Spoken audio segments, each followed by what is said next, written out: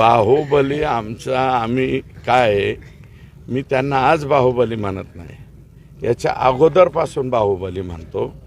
त्याच्यामुळं आणि ते काय आहे, थोडंसं कार्यकर्त्यांपर्यंत स्प्लिट झालेलं आहे. देवेंद्र बाहुबली, त्या एका चित्रपटामध्ये बाहुबली नावाचा चित्रपट येतो, त्याच्यात अमरेंद्र बाहुबली आणि देवेंद्र बाहुबली का महेंद्र बाहुबली, बरं का, तर महेंद्रच्या ऐवजी देवेंद्र बाहुबली असं केलं.